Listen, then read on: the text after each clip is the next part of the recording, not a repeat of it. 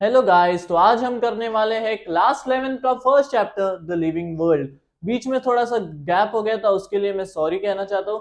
तो हम स्टार्ट करेंगे द लिविंग वर्ल्ड से। तो हम सबसे पहले डिफाइन करेंगे लिविंग को।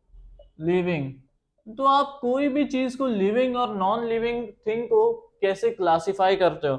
आप कुछ कुछ फैक्टर्स देखते हो ना। आप क्या देखोगे कि लिविंग थिंग में क्या क्या होगा? लिविंग थिंग में पहला होगा ग्रोथ, ये देखोगे आप पहला। उसके बाद आप देखोगे रिप्रोडक्शन। उसके बाद आप क्या देखोगे? आप देखोगे लिविंग थिंग्स में जो होता है क्या होता है? मेटाबॉलिज्म होता है ना। होता है कि नहीं होता है? और आप क्या देखोगे? आप देखोगे कॉन्शियसनेस। और आप देखोगे सेलुलर ऑर्गेनाइजेशन।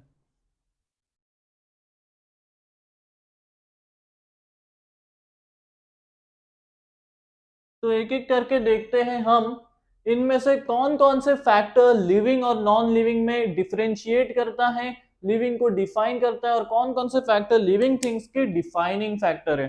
तो स्टार्ट करेंगे हम सबसे पहला ग्रोथ से।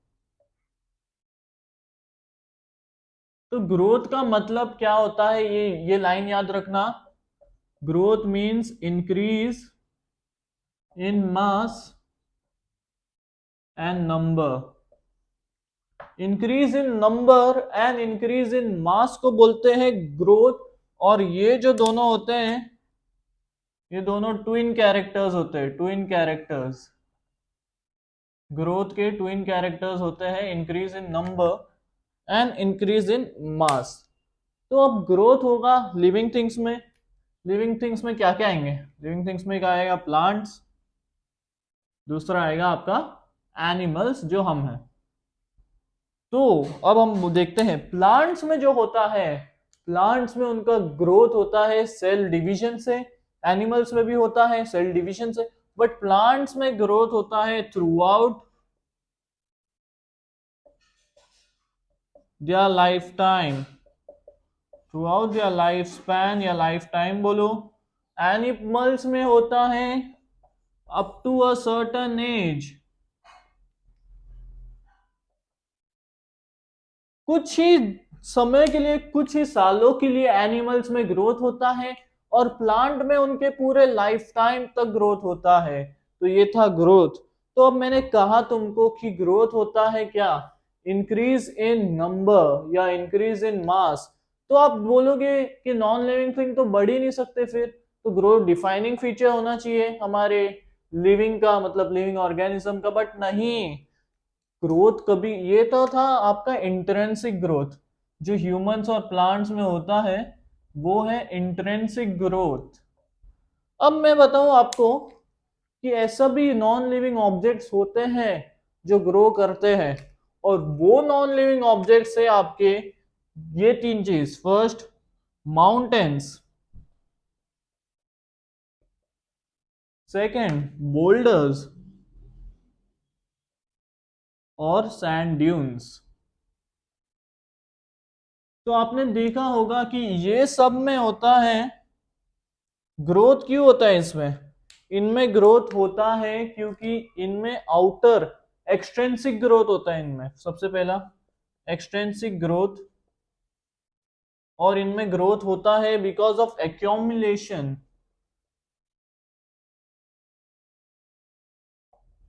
ऑफ मटेरियल से।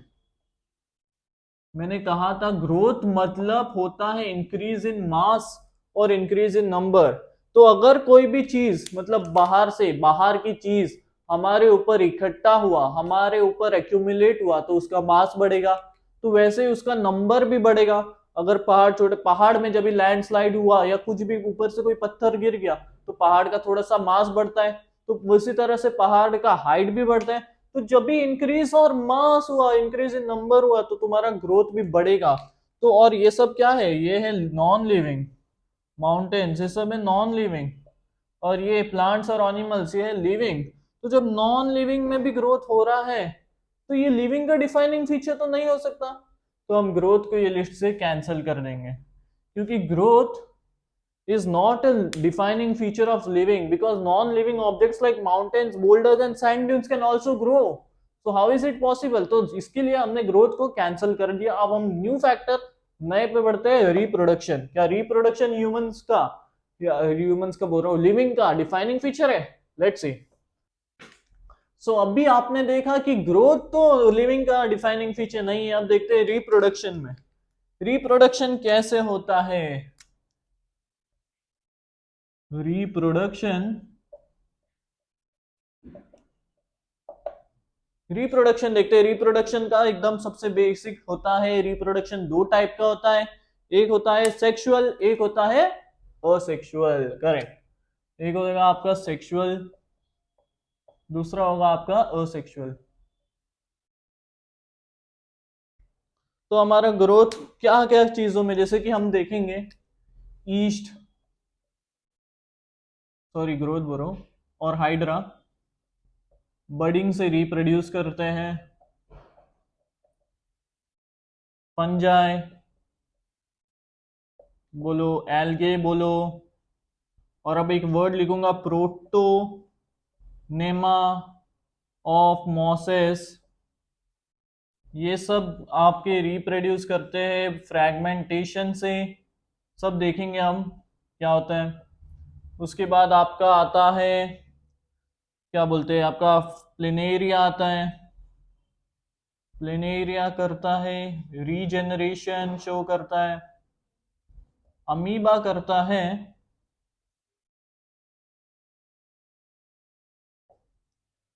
फिजन। तो ये अभी मैंने क्या लिख दिया है, अब बोलेंगे ये तो किसने कुछ भी लिख दिया है। तो यीस्ट, हाइड्रा, ये ऐसे होते हैं, ये बडिंग से ग्रोथ शो करते हैं। तो कैसा होगा, सॉरी रिप्रोडक्शन शो करते हैं बडिंग से। तो अगर समझो ये आपका एक बांच है और ये आपका एक प्लांट है, हो गया कुछ भी एक स्पीशीज है, और यहाँ पे एक उसने बर्ड निकाल दिया, तो ये बर्ड थोड़े टाइम बाद सेपरेट बन जाएगा, और ये बर्ड जो इसने बना एक आफ्टर वर्ड्स ये एक सेपरेट बन जाएगा, और ये बड़ा होके अलग स्पीशीज बनेगा। तो ये था बडिंग। फंजाई और एल्गे और प्रोटेनेमा ऑफ मॉसेस, ये मॉसेस है, ये एक पार्ट टूटेगा अलग से। फ्रैगमेंटेशन मतलब ब्रेकिंग डाउन ऑफ पार्ट्स, तो ये पार्ट टूटेगा, समझो एल्गे, ये टूटेगा, ये पार्ट ये टूटेगा, और ये अलग अपना एल्गे बना देगा, ये पार्ट अलग एल्गे बना देगा ऐसा। ठीक है, ये था अपना फ्रैगमेंटेशन। अब मैं प्लेनेरिया का बताता हूँ, ये बहुत इंपॉर्टेंट है। प्लेनेरिया एक ऐसा ऑर्गेनिज्म है जो 3 हिस्सों में बटा होता है, उसका ये सर, उसका ये बॉडी और उसका ये पूंछ। ये आपका प्लेनेरिया का स्ट्रक्चर बता रहा हूं मैं।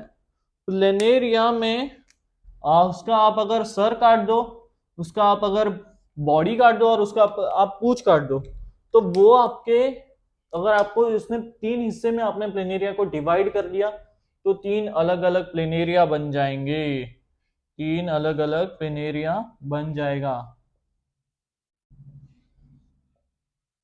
और अमीबा तो यूनिसेक्सुअल होता है, यूनिसेक्सुअल, ये फिजन से डिवाइड होता है। ये अमीबा है, अमीबा है समझो, एक सेल होता है उसमें, ये बढ़ेगा, और बाद में ये एक अमीबा से 2 छोटे छोटे अमीबा बन जाएंगे। तो ये था आपका असेक्सुअल रिप्रोडक्शन।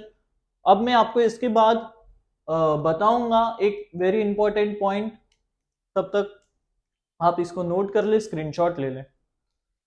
अभी आपने देखा कि असेक्सुअली कैसे रिप्रोड्यूस करते हैं, सेक्सुअली तो आप सभी को पता होगा, अगर नहीं पता होगा तो आप ह्यूमन सेक्सुअल रिप्रोडक्शन में पढ़ोगे।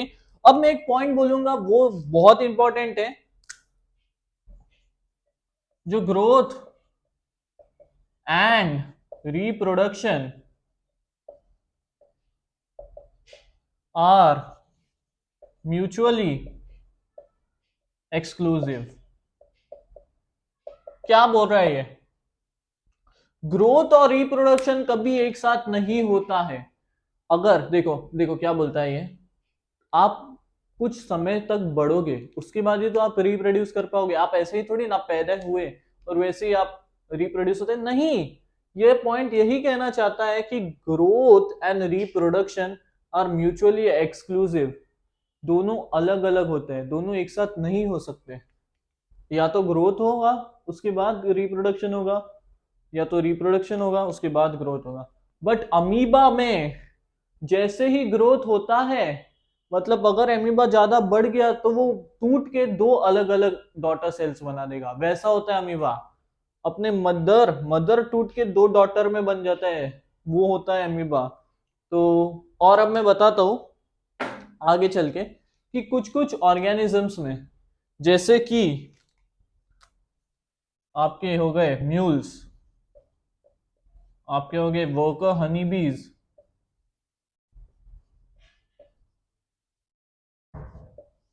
और इनफर्टाइल ह्यूमन कपल। सो देखो, रिप्रोडक्शन में जैसे कि mules, animals like mules, mules होता है ना, आपने देखा होगा, खच्चर कहते हैं हमें, जो हॉर्स और डोंकी का हाइब्रिड होता है। वर्कर हनी बीज एक क्वीन बीज होता है, वही सब रिप्रोडक्शन का पार्ट करता है, और वर्कर हनी बीज ऐसे ही रह जाता है बेचारा। दूसरा होता है इनफर्टाइल ह्यूमन कपल्स, कोई कोई ह्यूमन कपल्स भी इनफर्टाइल होते हैं, तो वो भी रिप्रोड्यूस नहीं कर सकते हैं। That's why we can say reproduction is not the defining feature of living. समझा आपको? इसके लिए रिप्रोडक्शन भी लिविंग का डिफाइनिंग फीचर नहीं है। और no doubt non living organisms reproduce नहीं कर सकते हैं। Still, because of these exceptions, mules, worker honeybees, an infertile human couple, all human cannot reproduce. Therefore, reproduction is not the defining feature of living. तो अब हम देखेंगे metabolism.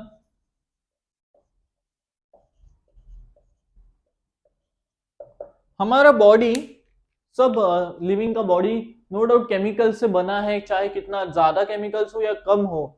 तो metabolism क्या होता है, सबसे पहले हम वो देखेंगे। Sum total of all chemical reactions taking place inside our body। तो मेटाबॉलिज्म क्या होता है, जो भी सबका जो भी केमिकल रिएक्शंस हमारे बॉडी में पार्टिसिपेट हो रहा है, हमारे बॉडी में हो रहा है, उन सब का सम को इकट्ठा करके हम बोलते हैं मेटाबॉलिज्म। मेटाबॉलिज्म दो टाइप का होता है, कैटाबॉलिज्म और एनाबॉलिज्म। तो मेटाबॉलिज्म में होता है कि क्या, हमारे बॉडी केमिकल से बनी होती है, चाहे वो कम हो या ज्यादा हो। तो जब सब केमिकल्स ही हमारे बॉडी को चला रहे हैं, इसीलिए तो हम जी रहे हैं। अगर हमारे बॉडी में केमिकल्स नहीं होता तो क्या हम जी सकते? नहीं जी सकते। तो क्या मैं कह सकता हूं मेटाबॉलिज्म नॉन लिविंग में होगा? नहीं, नॉन लिविंग थिंग्स में मेटाबॉलिज्म नहीं होता। नॉन लिविंग में ये नहीं होता metabolism, not in non living. और सब लिविंग में मेटाबॉलिज्म होता है, प्लांट्स में भी होता है मेटाबॉलिज्म में। प्लांट्स का मेटाबॉलिज्म भी तो हेल्प करता है यार उसको फूड प्रोवाइड करने में। तो मेटाबॉलिज्म क्योंकि सब लिविंग ऑर्गेनिजम्स करते हैं, चाहे वो कोई भी हो, every living organism show metabolism and there are no exceptions. So can we say metabolism is defining feature of living? Yes, we can. तो हम इसमें डालेंगे पहला tick mark, metabolism is the defining feature of living organism. अब हम देखने वाले हैं सेलुलर ऑर्गेनाइजेशन में ही साइड इसके के साथ देख लेते हैं। हम देखते हैं सेलुलर ऑर्गेनाइजेशन। आप सभी को पता होगा कि हमारा बॉडी, ह्यूमन बॉडी ढेर सारे सेल से बने हैं, बहुत विविध प्रकार के, मतलब सेल्स यूनिसेलुलर हो सकते हैं, मल्टी सेलुलर हो सकते हैं। सब ऑर्गेनिज्म, प्लांट्स में भी सेल वॉल होता है, एनिमल्स में भी सेल वॉल होता है, तो सेल्स तो होते ही है। तो हमारा बॉडी, मतलब आप देखते हो पहले सेल्स होते हैं, सेल से टिश्यू बनते हैं, टिश्यू से ऑर्गन, ऑर्गन से सिस्टम, और हम उसके बाद ऑर्गेनिज्म एक बनता है। तो पूरा जो भी लिविंग ऑर्गेनिजम्स होते हैं वो सब सेल से बने होते हैं। क्या नॉन लिविंग ऑर्गेनिज्म सेल से बने होते हैं? नहीं। तो सिंपल सी बात, as all living organisms are made up of cells, चाहे एक सेल से बने हो या चाहे एक से ज्यादा सेल से बने हो, बट सेल से बने होते हैं। और वहीं पे हमारे नॉन लिविंग ऑब्जेक्ट्स सेल से नहीं बनते हैं, तो इसके लिए हम सेलुलर ऑर्गेनाइजेशन को भी कह सकते हैं। It is the defining property of living organism. तो लास्ट आता है आपका कॉन्शियसनेस। तो अब मैं बोर्ड रब करके कॉन्शियसनेस समझा। तो लास्ट प्रॉपर्टी हमारा है कॉन्शियसनेस।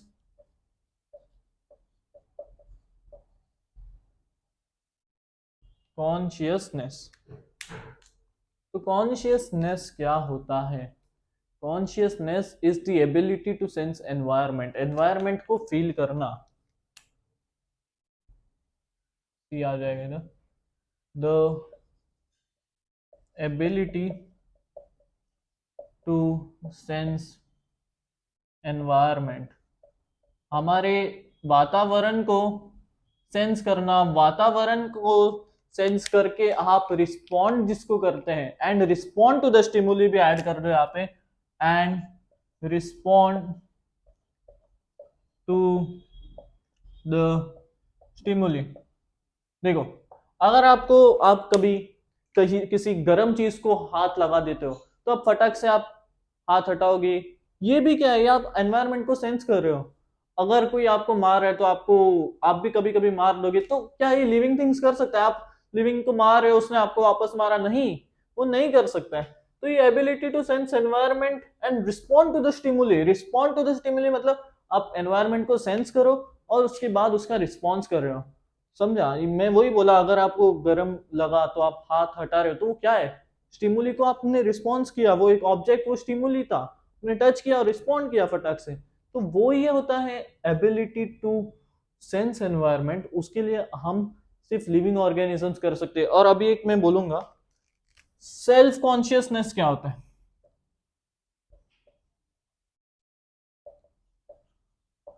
सेल्फ कॉन्शियसनेस वो होता है कि जब आपको पता है कि आप क्या कर रहे हो। तो ये चीज आपके प्लांट्स नहीं शो कर पाते हैं, आपके एनिमल्स नहीं शो कर पाते हैं। ये चीज सिर्फ एक ही ऑर्गेनिजम्स शो करता है, वो है humans. Only humans are aware of self consciousness. सिर्फ इंसानों को पता है कि वो क्या कर रहे हैं, वो क्या नहीं करना चाहते, वो क्या करेंगे, सिर्फ इंसानों को पता है। बाकी एनिमल्स को कुछ नहीं, कुछ लेना देना ही नहीं है। वो जो कर रहे हैं वो खुश है, बस उन्हें पता भी नहीं वो गलत करे या सही करे, बट उनको जीना पड़ रहा है वैसे ही। तो अभी मैंने कहा सेल्फ कॉन्शियसनेस सिर्फ living objects, living organism show करते हैं और नॉन लिविंग नहीं करते, क्योंकि नॉन लिविंग तो कर भी नहीं सकते। सो अब हम सेल्फ कॉन्शियसनेस को भी दे देते हैं एक टिक मार्क। और ये तीन मेटाबॉलिज्म, कॉन्शियसनेस और सेलुलर ऑर्गेनाइजेशन बनते हैं defining feature of living organisms. तो इसी के साथ आपका पहला lecture on the living world खत्म होता है, और एक पार्ट लिविंग वर्ल्ड का खत्म भी हो चुका है। अभी हम इसके बाद देखने वाले हैं टैक्सोनॉमिकल एड्स, सब देखेंगे टैक्सोनॉमी, सिस्टमैटिक्स, और करीब करीब और 3 लेक्चर में आपका लिविंग वर्ल्ड खत्म हो जाएगा। तो उम्मीद करता हूँ आपको ये वीडियो अच्छा लगे। हम बेसिक से स्टार्ट करेंगे। माफी चाहता हूँ 2-3 दिन की ब्रेक के लिए। न्यू चैप्टर है, न्यू एनर्जी के साथ देखना। और अगर वीडियो अच्छे लगे तो don't forget to like, share and subscribe. Thank you.